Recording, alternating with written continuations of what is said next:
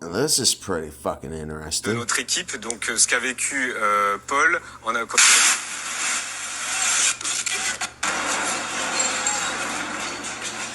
Donc j'avais pas vu l'image. Paul de notre équipe, donc... So what happens here? Well, apparently, the opposition of this target. I mean, so I guess the Russians going against Ukraine, and so I guess there was word of this event, and they knew the exact location of this.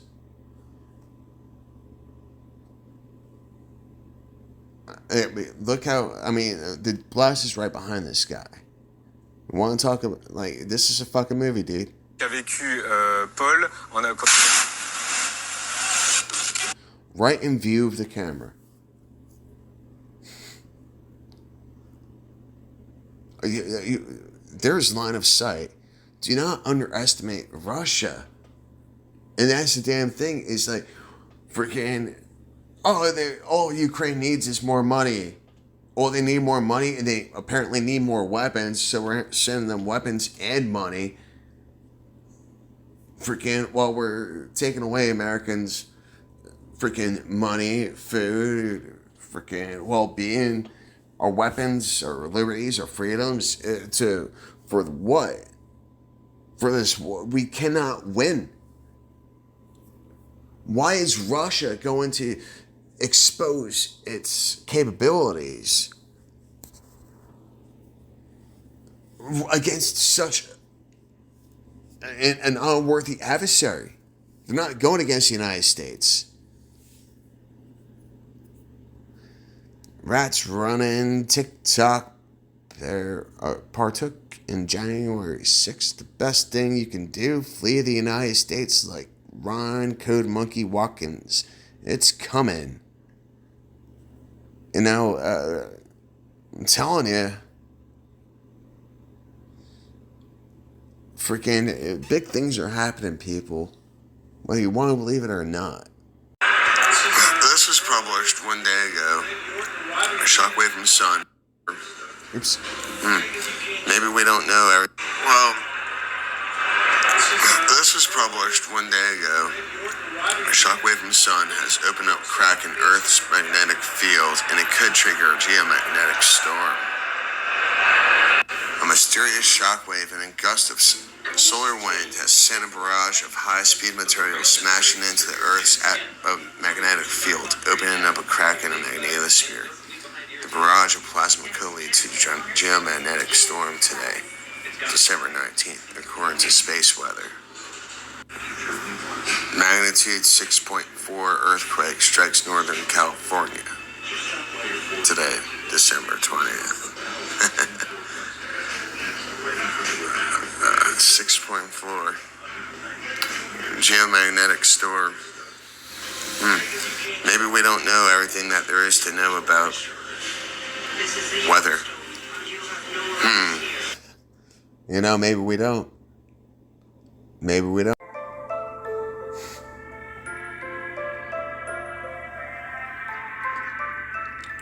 Real quick, thank you for letting me share this, Suspicious Observers. I'm not trying to, capitalize or, sharing information. I'm not monetized and stuff, so thank you.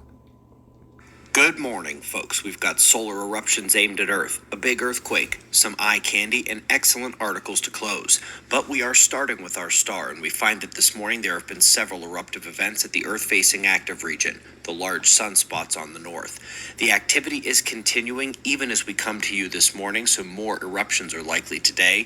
The flaring is not tremendous, barely cracking up into M-class range, but they are enough to be pushing plasma quite effectively within the coronal region. Gorgeous flashing from the larger leading sunspot group here, and impressively violent plasma activity we can see in 304 angstroms as well.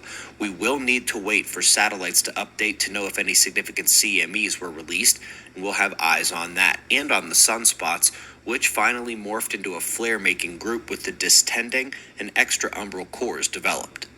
While we wait for satellites to update, we had a big earthquake strike the Tonga region in the southwest Pacific. Originally rang in at 7.5, downgraded to 7.1, and then re-upgraded to 7.3. It was the surface realization of the larger blot echoes that struck deep in the area 2 days earlier. Pacific Tsunami Warning Center says small tsunamis are possible in the coming hour, so eyes on that region as well. For now, let's get some eye candy from ESO as we zoom in. Super flare from the sun, an ever-present concern.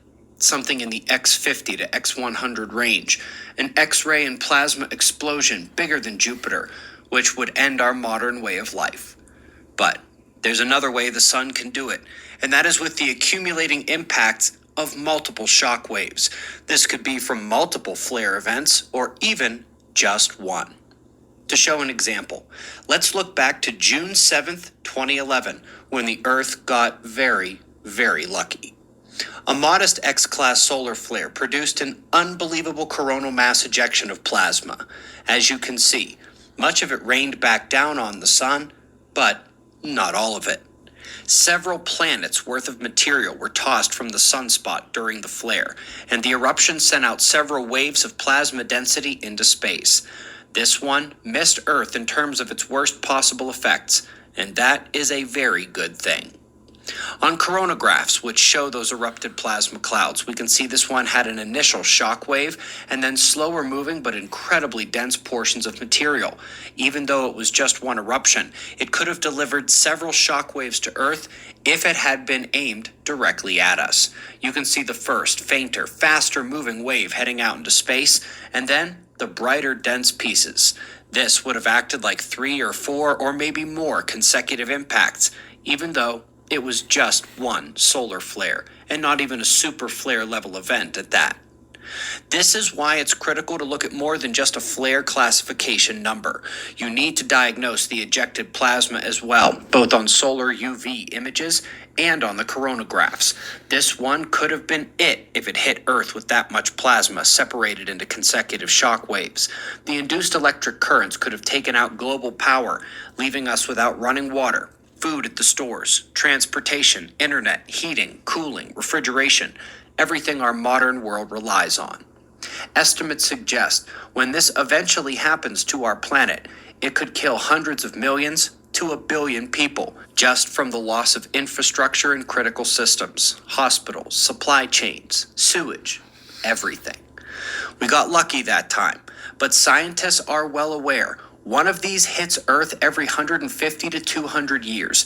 It's been 163 years since the last one, so we're in the red zone. And last time, we didn't have an electro-dependent society. Next time, we're not going to be so lucky. Are you ready for this? Better get ready before the sun does. And with Earth's weakening magnetic field and the magnetic pole shifting, we are on borrowed time now. Wouldn't think the sun could sneak up on you, but you'd be wrong. Luckily, there are people watching. So who are you watching? The TV? Social media journalists? Good luck with that.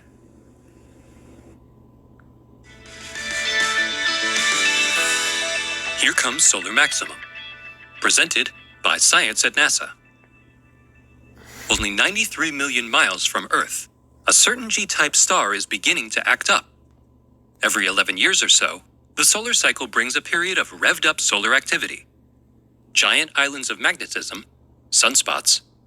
Real quick. Maybe this is why the Earth is warming up a little bit.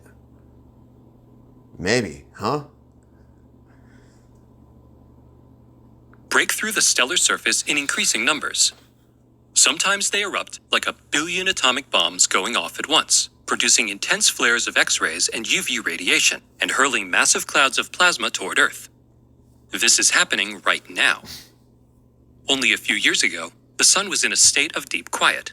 But as 2012 unfolds, the pendulum is swinging. Strong flares are becoming commonplace as sunspots once again pepper the solar disk. Forecast 2012. Didn't the Mayans have something to say about that? The dawning of a new age. It wasn't the end of the world. Or maybe it is the beginning of the end of the world. I mean, it all depends. How do we choose our destiny? Researchers expect the cycle to peak in mid to late 2013. Fortunately, Earth is defended from solar storms by a strong global magnetic field. Researchers call it the magnetosphere, a bubble of magnetism that springs from the planet's core and extends at least 80,000 kilometers in all directions. In March 2012, those magnetic defenses were tested. At the very beginning of the month, a remarkable sunspot appeared on the sun's eastern limb. AR 1429, as experts called it, was an angry-looking region almost as wide as the planet Jupiter. Almost as soon as it appeared, it began to erupt. During the period of March 2nd to March 15th, it rotated across the solar disk and fired off more than 50 flares. 3 were X-class flares, the most powerful kind. As the eruptions continued, Earth's magnetosphere was buffeted by coronal mass ejections, or CMEs. One of those clouds hit so hard. Recently, there was an unusual solar storm on the Sun, which formed a giant fire canyon. NASA's Solar Dynamics Observatory showed a vivid animation of this huge ejection of charged plasma. The solar wind reached Earth in April 2022, and on August the 9th, after a solar flare, charged particles bombarded our planet again. At 600 kilometers per second, they collided into Earth's magnetosphere, causing auroras. The northern lights were visible in the US states from Maine to New York. But scientists say this time, we were just lucky. If a more powerful solar storm hit the Earth instead of a brilliant celestial show, it could have ended in a disaster. Solar storms have already shown their destructive power at least twice in the past. Now, our sun is once again nearing its maximum activity, and the likelihood of another powerful burst of plasma is increasing. How did these solar flares affect our planet in the past? And does the peak of our star's activity in 2023 threaten the Earth's destruction? So, we'll go on to the next. Hey, Benny Johnson, thanks. Just sharing the truth, brother. Just one patriot to another. I'm not trying to steal it. I mean, thanks for sharing this because I'm sharing it. We're getting the truth out there, one patriot to another. Hopefully we can work together some more. Just like everyone else. Just it's about team up against this this farce of a force. Much love, brother. Keep up the good work. Appreciate it. This clip's absolutely insane. Legendary investor Dan Pena talked about the greatest fraud being perpetrated on the American people right now, and it shook us to the core. Watch. Let's just take Florida, for example, which is one of the fastest growing beachfront condominiums on the planet. In the prospectus, when you invest, there should be, in the footnotes, if global warming is for real, they won't put it that way, global warming happens and water rises 10 feet, this investment you made is all. Not one single investment prospectus written this century has alluded to global warming. If it were really true, the banks wouldn't invest. The banks wouldn't finance. Those 30, 40-year mortgages? The world will be over by then. Is Barclays Bank going to give you a motherfucking loan? It's the greatest fraud that's been perpetrated on mankind this century. A little off topic, but just trying to expose some lies. And, yeah. So, what's this stuff called again?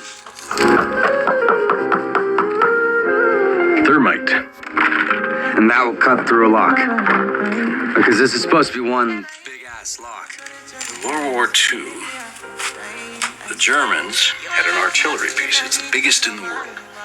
Called the Gustav gun. It weighed 1,000 tons. The Gustav was capable of firing a 7-ton shell and hitting a target accurately. 23 miles away. Drop a command. Nano aluminum, barium, and I believe for thermite there's magnesium in it. Endo, one man with just a bag of this, and he could melt right through 4 inches of solid steel and destroy that gun forever. Like a Prevention on the prohibition of military or any other hostile use of environmental modification techniques.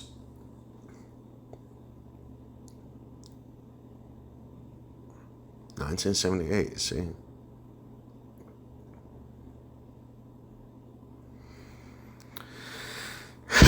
So, yeah.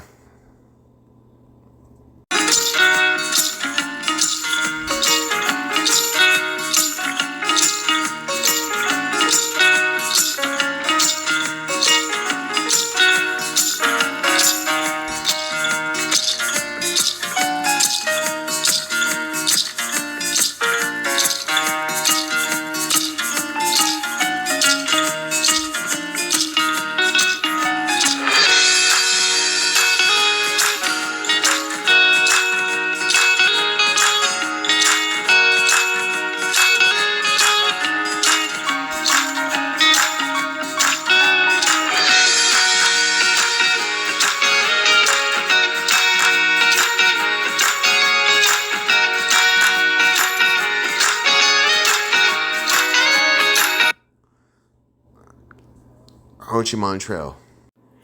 The highly classified program intended to extend the monsoon season over specific areas of the Ho Chi Minh Trail in order to disrupt enemy supply lines, basically. So, yeah.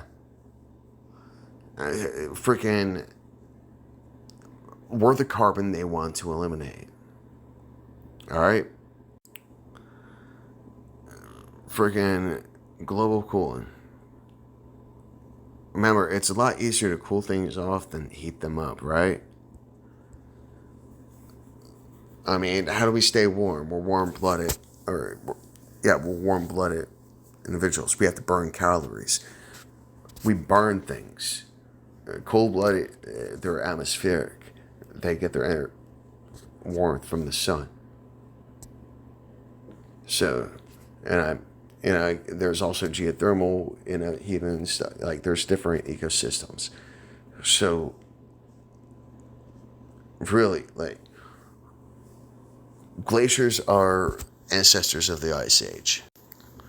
Ice Age, also called Glacial Age, any geological period during which thick ice sheets covered vast areas of land, such as periods of large-scale glaciation, may last several million years and drastically reshape surface features of entire continents.